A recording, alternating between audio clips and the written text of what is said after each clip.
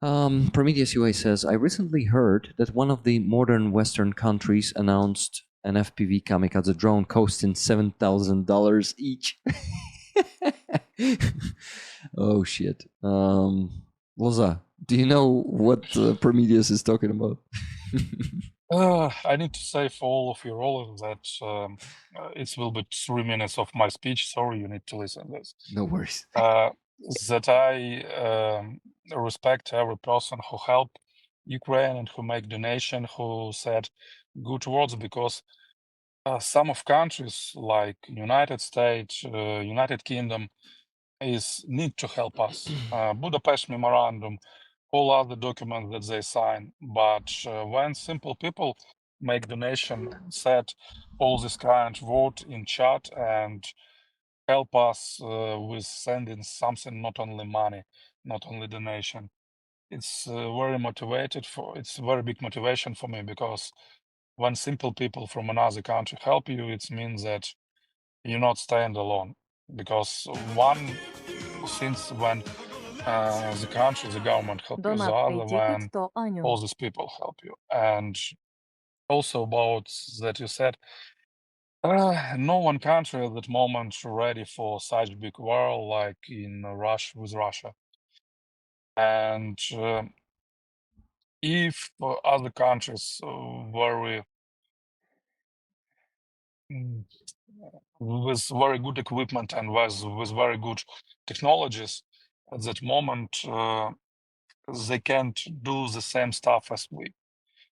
The price of the drones is the show this the best, I think, because we have drones from $400 till 1,000, and I can say you that in a price of $7,000 we can destroy 2 Shaheds or something like this. Yeah, you're right. And Actually, even 3, because yeah, Sternenko's from Dicky Shersny Sting costs 2,500. No, actually a bit more, $2,120 approximately. So that's actually for $6,300 or $400, we can hit 3 Shaheeds. yeah, and also it's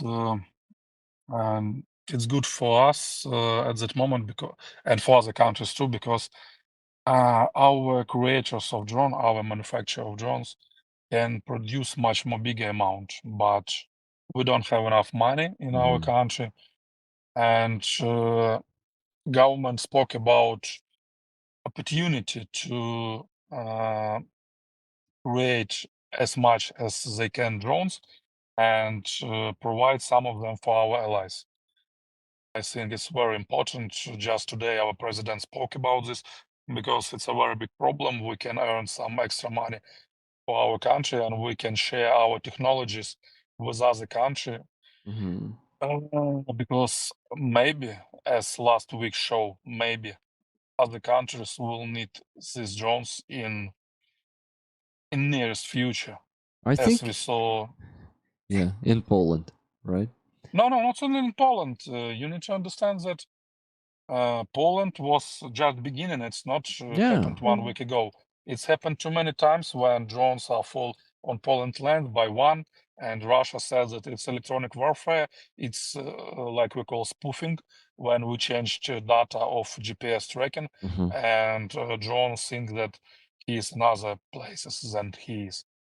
And it's happening again, but on purpose. I can say you that in Russian drones for European Union SIM cards from Baltic countries, because they use two SIM cards to had an internet in place where they they can't control the drones with help of simple station of controlling. And after this happens, two things. First of all, it's they fly with their 3 interceptors with Su-27 or 35, I do not remember, in one of Baltic country, Litva, Latvia. It was Estonia. actually Estonia, yeah. MiG-31, 3 Yeah, MiG-31s. yeah, they fly in the area of Estonia, And also they fly in Baltic Sea near the як буде вишка в морі? Shit. It is the oil Platform, Rig. oil platform. Yes. Yeah, How do in you the call sea it, where, Yana? Oil rig. Rig. yeah, Okay. Yeah. Not and rig. they fly around there. And I thought that all this stuff will happen in months too after Poland, but it's happened this week, 1 week, and we have 3 problems. And everyone at that moment thinking that it's one time, it's not on purpose, and it will finish when Russian soldier will be in the middle of Poland, or I don't know, Estonia. Maybe then people will understand that it's on purpose. I love Baltic country because it's one of the best countries in my opinion, and they help us a lot, and they understand all this stuff with the Soviet Union because they were there. But at that moment, everyone thinks that it's not happening with them. It will not happen with them. You know, Russia is already in active attack on NATO right now. It's just, diversions, hybrid attacks, because actually Sternenko posted an awesome video today where he listed most of the, how you call that? Most of the offense that Russians are committing against NATO countries, mostly European countries. There are so many ways that they put diversions in European countries, and just flying with their planes or drones into the NATO airspace is the least damaging ones. Just remember, was it today in the morning? I think they blocked the work of multiple airports. Thanks to the hacker attack, or was it yesterday morning? Yeah, I think it was today in the morning. So they basically made a hacker attack on multiple airports in Europe, and they blocked its work for a few hours, and maybe even longer, because we don't really know what the hell, how severely they damaged the infrastructure. That's one thing. They are constantly doing that spoofing that you mentioned. They are spoofing the European airspace, especially in Baltic, like over the Baltic Sea, and the planes, just the civilian aviation is forced to either change the course because they cannot navigate with GPS, and sometimes they gotta get back to how do you call that, departure? Departure, something, yeah. So it's very damaging for civilian aviation. Origin. I don't know. Rick, big cyber attack on civil aviation flight booking systems, including Heathrow. Our government won't say if it's orcs. Of course they won't say it. I actually have this theory that I mentioned last week. Now I want you also, Yana and Loza, to hear. My theory is next. Deterrence, right? Стримування. I think deterrence is the word that NATO uses to describe their mission, right? So NATO was created for defensive alliance. Yes, it was created for deterrence of the Soviet aggression, Soviet expansion, not only Soviet, right? So the thing is, in my opinion, deterrence works not only on the outside, it works also on the inside. So NATO is deterring the country's members from being actively defensive, from hitting down the planes. If let's say if Baltics were not part I of, hear you, yeah, but also remember I think it was 2017, right? So Turkey is a member of NATO. yeah. 2017, Turkey shot down a Russian airplane. But the problem that is, went into its... I try to say the same. They asked him 3 times, who are you, why you don't land him? And in 5 minutes after this plane reach Turkey air territory, they destroy, and it's not a problem at all for them, bro. Yes, but it's not the end of my theory. My theory is Oh, sorry. next. The powerful, like militarily powerful countries in NATO, they will deter the weaker countries. So the countries who have, and we know that Turkey has a pretty powerful military. I think one of the, is it the they're pretty strong. second in NATO after United States? But they're what? Loza? One of the best in NATO, I think top 5. Top 5, definitely. So with their army, Turkey is a different type of country. It's not very True. It's not a very democratic country, okay? No, it's not. If it's a country that is ruled by the rule of force, rule of power, right? That it will do whatever it wants. This is why Turkey did that. But unfortunately, most of the European countries, if not all of them, are not ruled by the force. They kind of ruled by the laws, by the international law, and Turkey doesn't give many fucks for that. So, in my opinion, the deterrence of NATO works for the weaker members, those who are bonded by the rule of the right, and not of force. And this is why, unfortunately, countries like Poland, even if they wanted to do that, they need to use Article 4 first and do the consulting. So Article 4 is something that seems to be preventing the members of acting boldly, acting bravely. They just are bounded by this Article 4, and they need to go consult for a few weeks first to give any response. So that's my theory. And of course, it doesn't apply to United States. They can do what the fuck they want, bombing Iran, awesome. Not sending any weapons to Ukraine, awesome. Let's do it. All of this stuff. Yeah. Actually, yeah, I did. If you finished, yeah. So actually, just going back a bit to something you said, Loza and Rick, about how all these attacks Russia has been doing, all these attacks Russia has been doing across Europe and across the world. The former Lithuanian, the former foreign minister of Lithuania, posted something last year, October, where he said, why do we call it hybrid warfare? Because if we called it terrorism, then we would have to do something about it.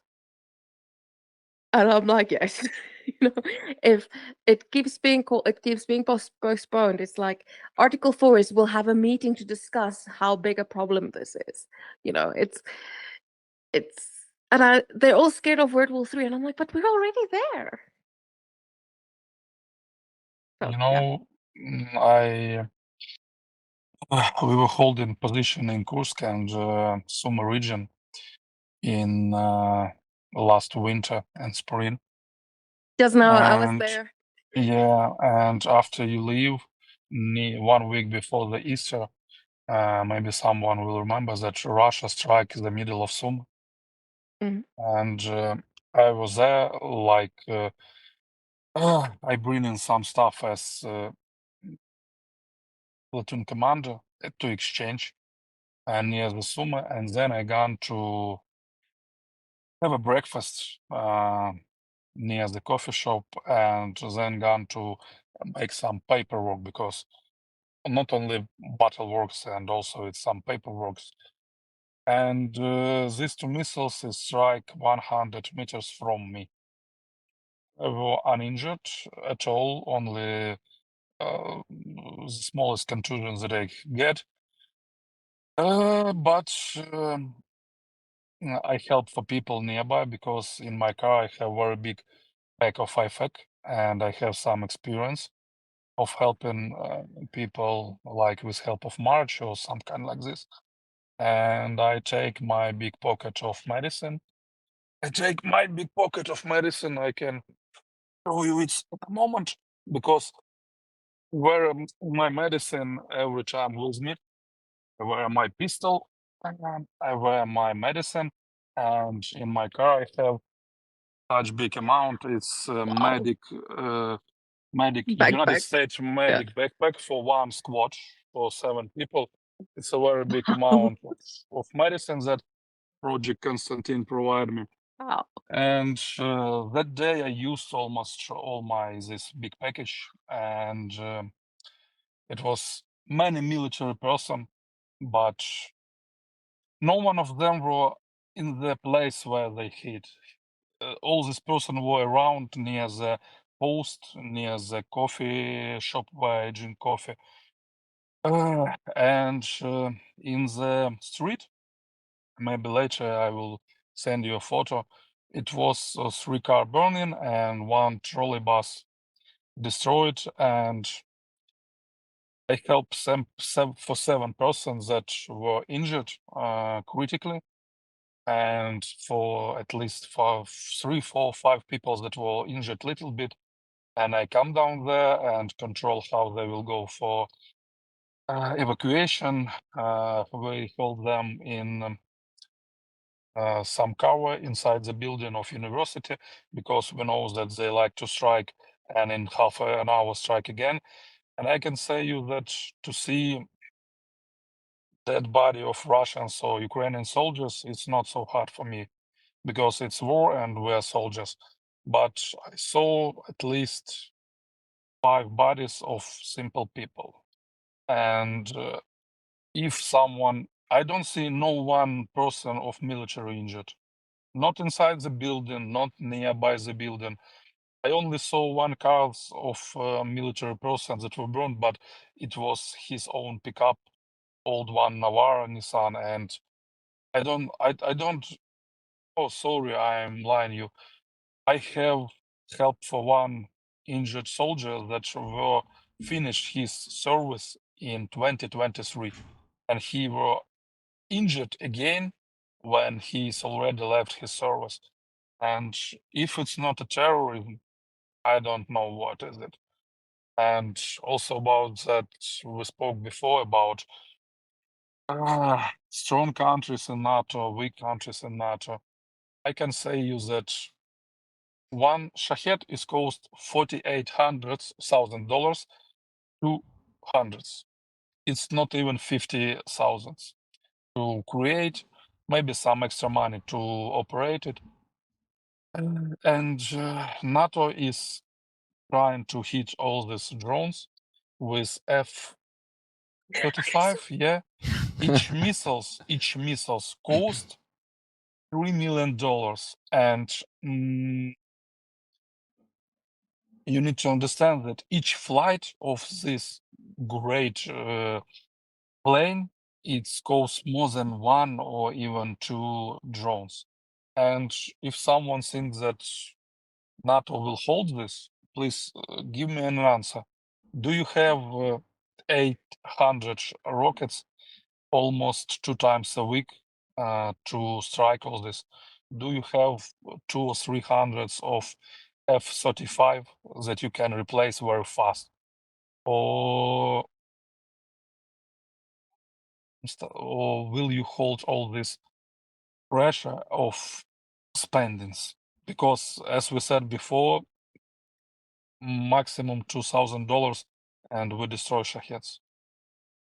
Yeah. That's why when we speak about strong countries in NATO, yeah, we can speak about strong countries because they have great flights, they have rockets and all other stuff, but is it enough?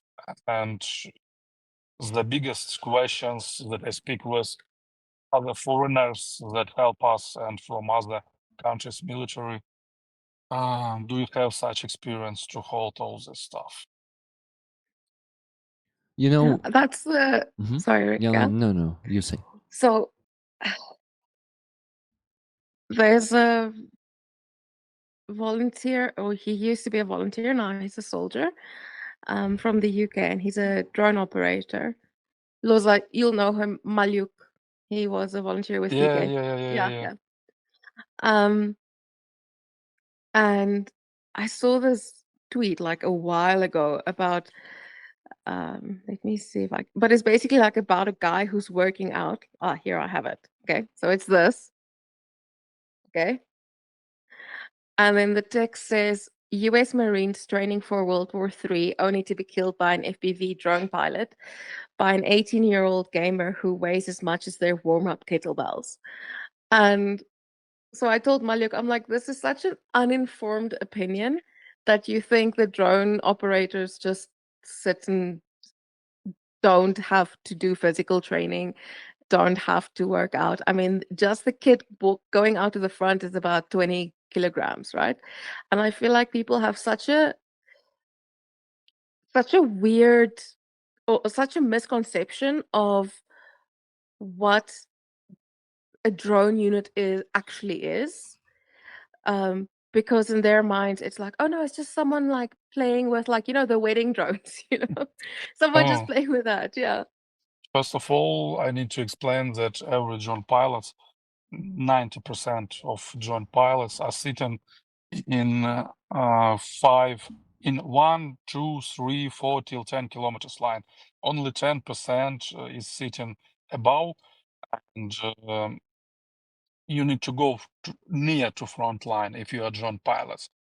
Also, you need, when I go like intelligence, I bring food for me, I bring water for me, and all my ammunition.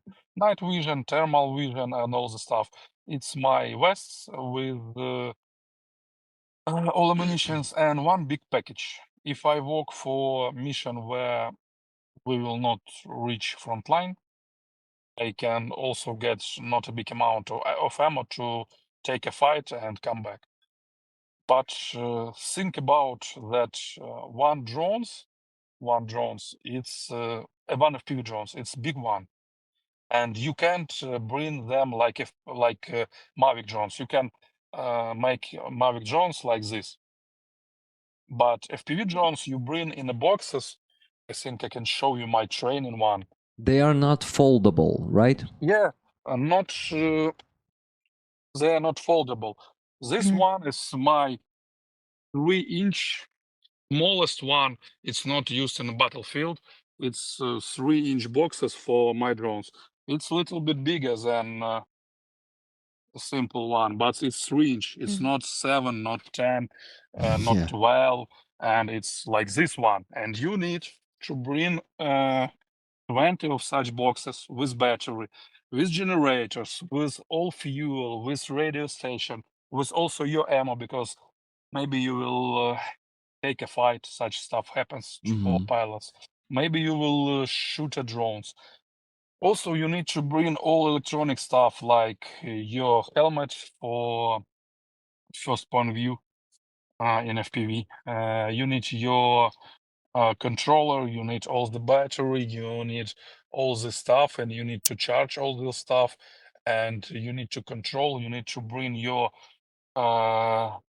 stick, or how it's called, 12 meters Antenna pole, yeah, right? all this connection, and in the end you need to resupply your position every 3-4 days, because you are making rotation of your person, and that's why it's almost the same, but you stand in 3, 4, 5 kilometers above you guys. But also you need to understand that when you are pilots of Mavic drones, of intelligence drones, as we call it, for small range, you need to understand that you need to stay as closer as you can. Because if you will stand in 10 kilometers, you also can work from there, but your drones will fly, watch 3 minutes, and then come back. But if you will stand nearby 2 kilometers from front line, your drone can fly 3 minutes, watch 20 minutes, and then come back. That's why if someone thinks that it's so easy, it's not so.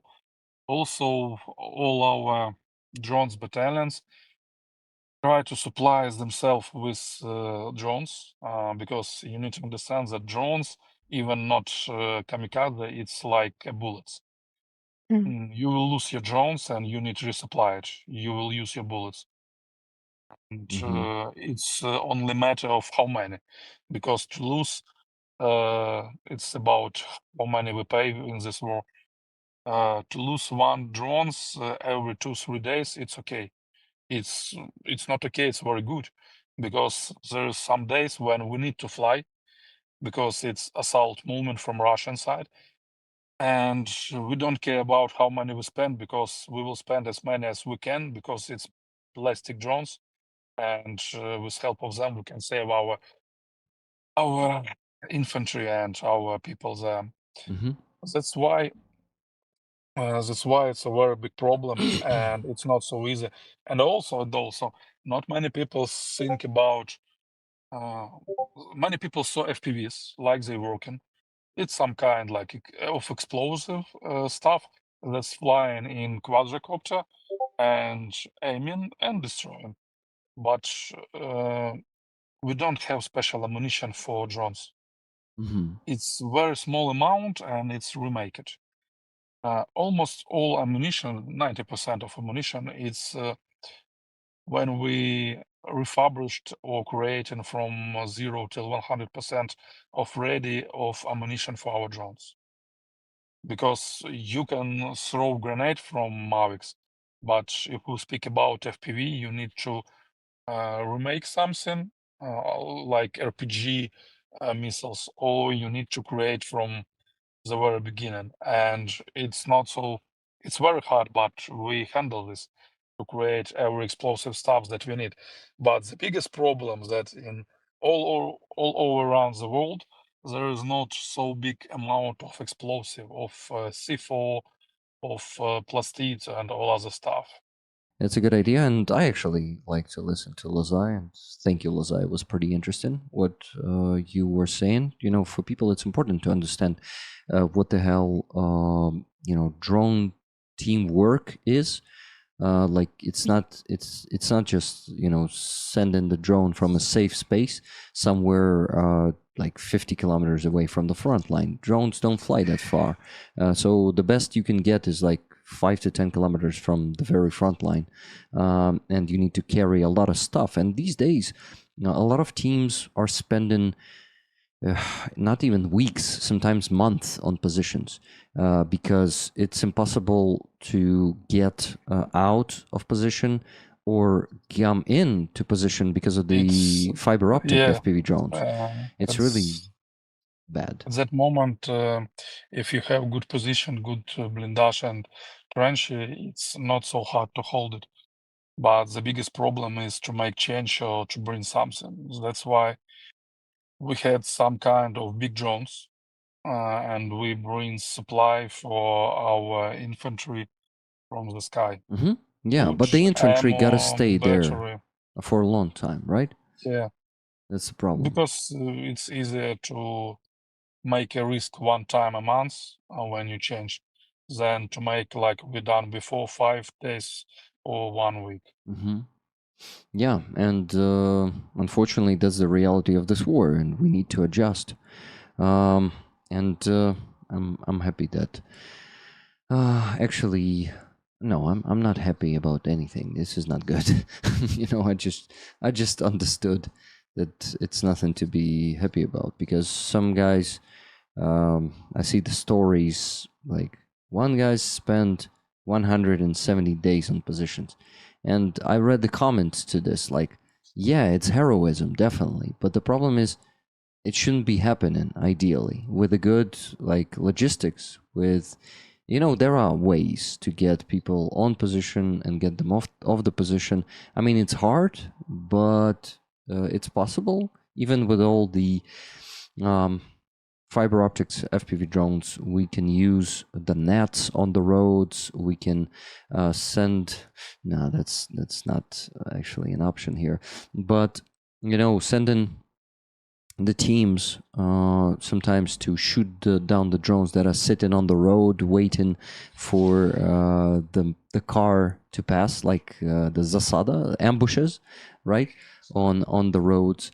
But sending the teams is also risky. Those teams might be shut down by the drones. But some say that it's not very good that soldiers should spend like 3-4 months in positions.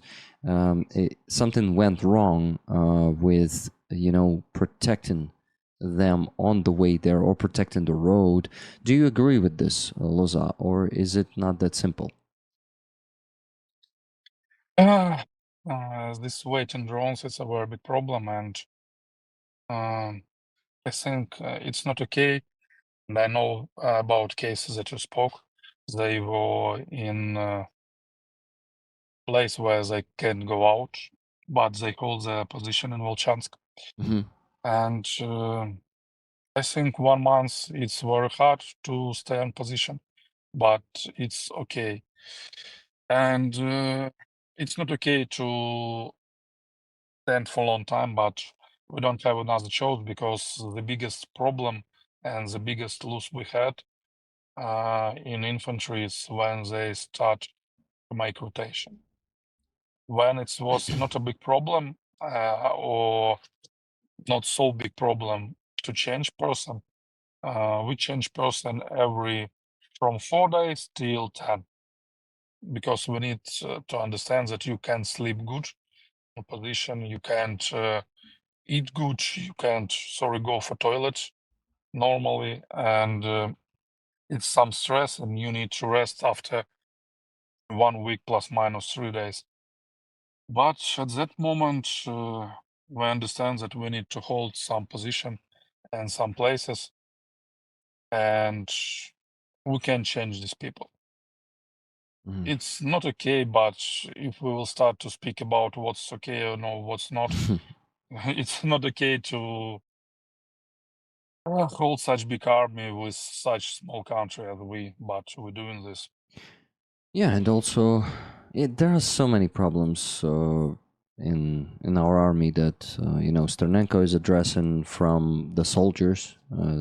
Like he is talking about the big army reform for what, a year now, and only some small. Only a year? I feel like It's already started. It started, yeah, but very slow, right? It's not about slow. It's about try to change your tires in the car That that's is running moving. 100 kilometers Yeah. an hour. If you could do this in half an hour, you are genius. But we can't, we can't. Okay, let's leave. Let's make a corp. Let's change everything, and then we will be more effective. We're doing this in a moment when we are fighting, Yeah. and it's not so easy. It's changed. It's became at that moment little better because I have in touch with this problem too.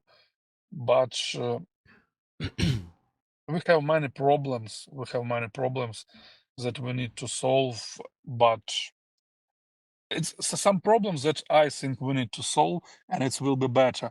But without stopping all this for 1 or 2 months, it's not really can't possible. do this. Yeah. It's possible, but it's very slow and it's very.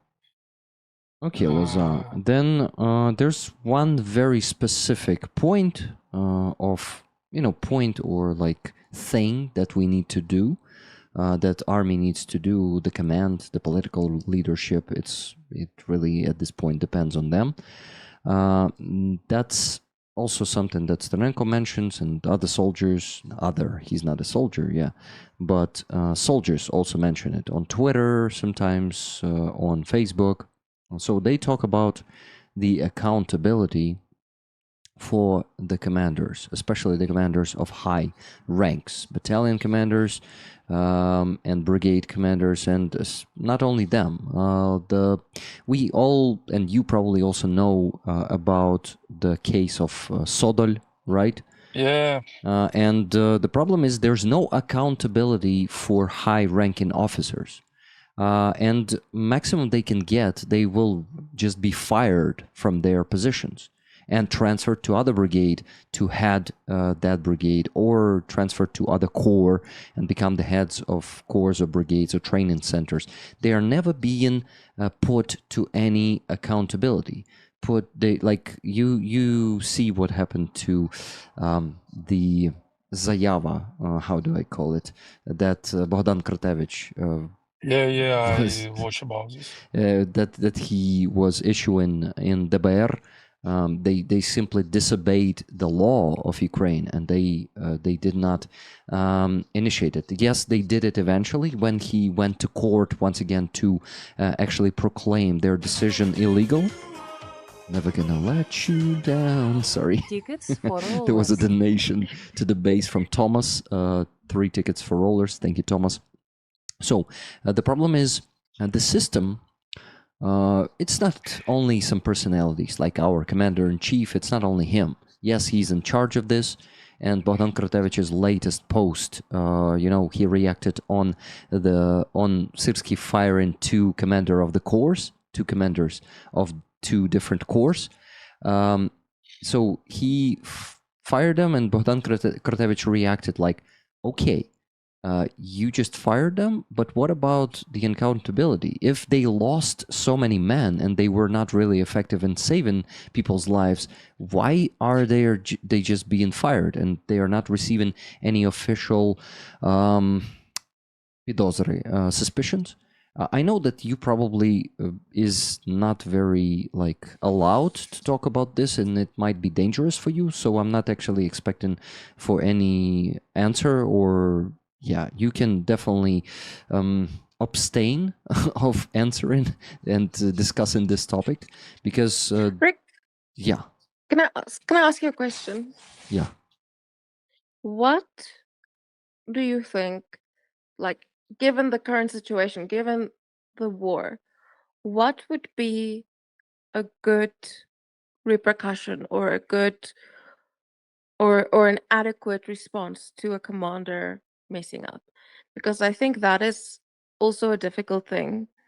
And it would be interesting, I don't know, to kind of be like, hey, we want accountability. What would be for you a good enough example or a good form of accountability? Actually, Sternenko said at some point that the case of Sodol could, if our government or judiciary system or whoever that is, make the exemplary, example of his case and really bring him to justice, really fairly investigate his case, and whatever, maybe they would pardon him, or як це оправдати, виправдати англійською. Do you know, Loza? To promote not guilty. Find him innocent. Yeah, find him innocent. They could have done any of that, but they could have, do a fair, open trial and make this case like an example for everyone else. If you will do like Sodor, you may end up either in pre-trial detention center while you're being prosecuted, and not just getting away with it. But the problem is, for some reason, no one wants to make that example. And the accountability, in my opinion, would be the most important and primarily a change. The accountability, the most important part of the army reform, and the first one. So, without it, any other changes might not be that effective. So I kind of understand that, I cannot express my, I cannot have any opinions because I'm not in the army, okay? And it's not for me to say all of this. But this is being discussed in Ukrainian society, not only among the military, but among civilians. And this is also a very big demotivation for civilians to join the army if they know that they don't have that many rights in the army, that there is no real way to make sure that your commander won't get away with anything he wants to do with your life, send you on the suicide missions. I heard it so many times from the soldiers I know personally. They told me, shit, my commander tried to get rid of me because I'm a very uncomfortable person. And it's not always a suicide mission. Sometimes it might be a transfer to some rear position and not really given a chance to soldier to work. I know that you, Loza, is also a commander. So like all of like I'm talking about these things, and let me hear any reaction from you, because I hope I'm not insulting you in some way, or like not doing some like, how could I say, incompetent talk here, and not, yeah. It's one of the problem, and we have to say truly, it's not. It's impossible to don't have a trouble in our case, and we have some trouble. One of the troubles that you spoke about, Bogdan Kratevich is chief of staff of Azov Brigade. He resigned. Yeah, yeah, and he's one of hero of this war, because it's very good kind and respected person in military, but we have such problem, and many people spoke about this, because when we stay in one line and the same pressure from Russian for one battalion and for another, and one battalion lose, it's not good to say something like this, but 10 people a week by that, and other lose 30 people. We need to understand that something is not okay. Yeah. And there is some problem with this, because as with General Sodal or Colonel Sodal, I do not remember his. I think General. Yeah, General Sodal. It's not okay, because as I know from my brothers in arms, he sent person in with order, and everyone understands that it's a one-way ticket. But I can say you truly that, put a hand on my heart, that it's a very big problem, and it's not only commander response it.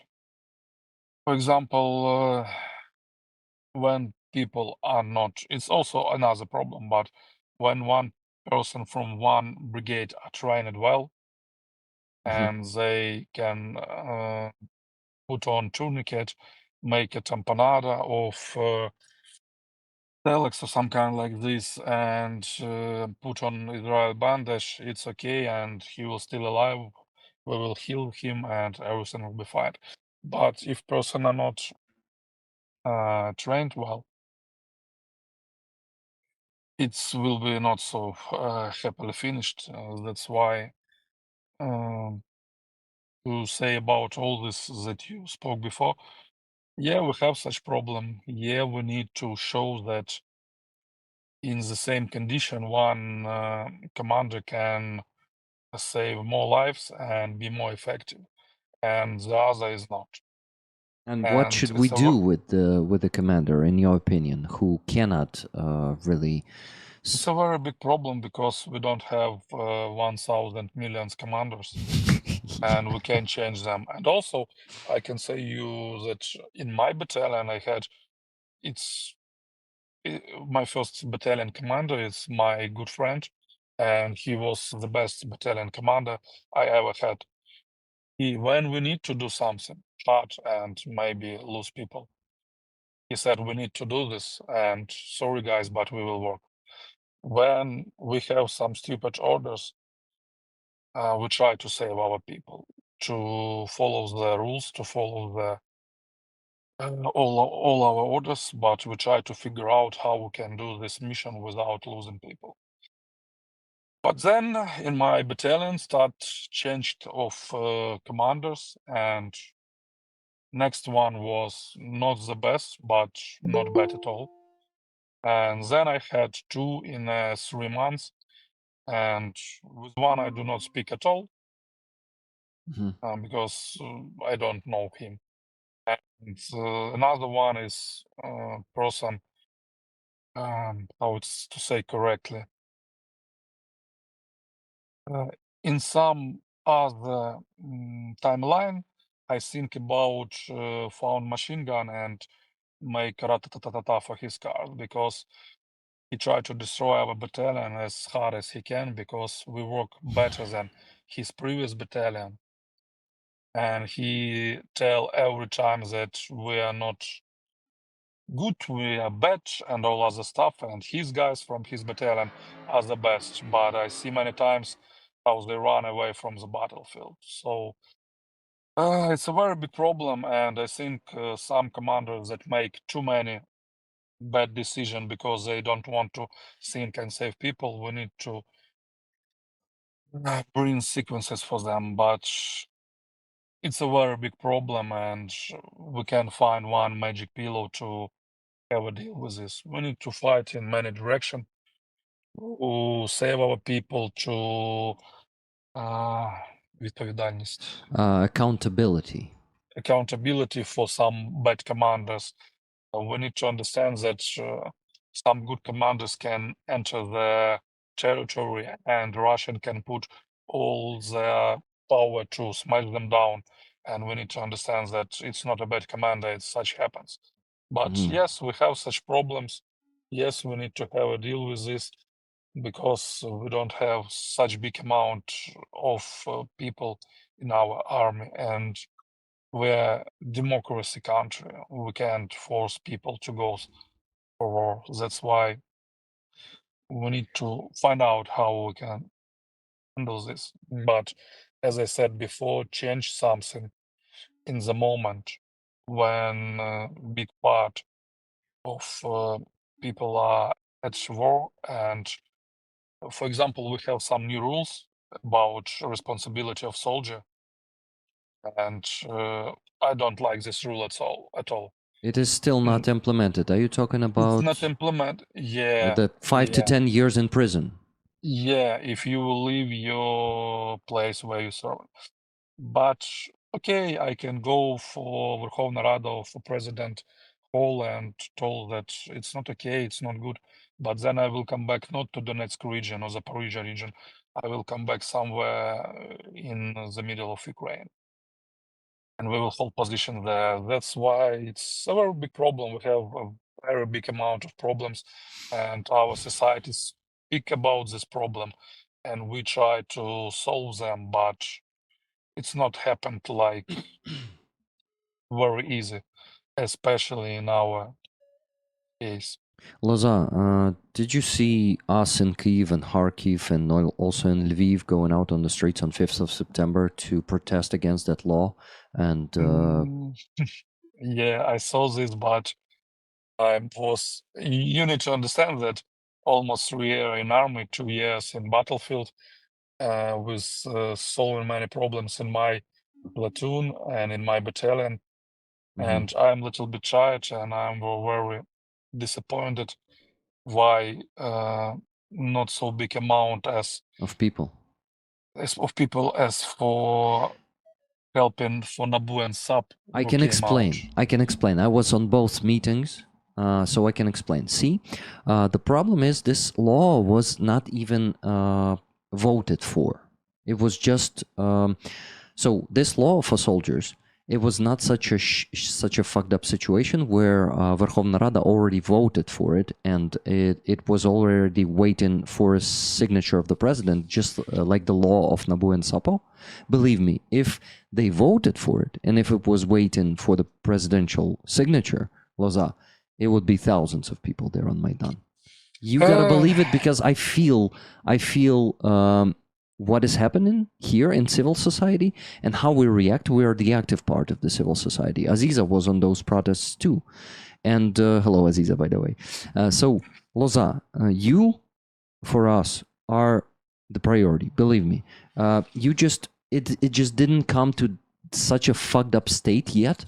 So this is why only the most active ones went out. Believe me, if it was already a stage when it was just waiting for the signature of the president, just like that law for Nabu and Sapo, it will be thousands and maybe even like dozens of thousands of people there. I Okay? hope so. Just believe me I in hope this, so. okay?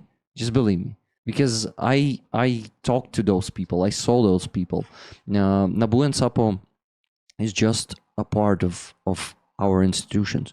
The defenders are the most important thing for us, and this is why, like, every conscious Ukrainian is raising funds for Ukrainian army. You know, people create those friendly jars. They might be small for 5,000-10,000 hryvnias, but all together we work on this, and it's like, man, please believe in us, okay? We believe in you. I hope so, because it's hard to explain when you are tired from war, and I can say you truly that last half a year I almost don't visit some place where something happened, or I don't visit front line at all because I have different job at that moment. But after 2 years in battlefield and after too many friends I lost, it's at that moment very hard, and I can say that all of us are very tired, and really appreciate all support that come from you and all other people. I like to see every stream from Free Azov meetings, because I think that many people we need to bring back, but Azov in total, it's guys that deserve it as much as no one. Yeah, and you know, we are standing there not only for Azov, we stand there for all the captives. For everyone who captured. So yeah, and it really, like, it is a big pleasure to hear that you like to see the Free Azov streams, because, you know, we also do it for you guys to show the support, because, you know, like, captivity can happen to any soldier. Like, you can, Yeah. You never know what may happen and where it may happen. It may even be in the rear. So you see, we also support you with that, because you got to know that if you end up in captivity, God forbid, I really don't wish anyone to end up there, that we will be standing there for you and we care. So you know, it's some kinds that make my heart warm when I thought about every time that our Gur is chief about all the exchange with Russians, and my platoon also captured 3 person, and we bring them because we need someone to change for our guys. And every time when I hear that someone from Azov changed, I start to think about you.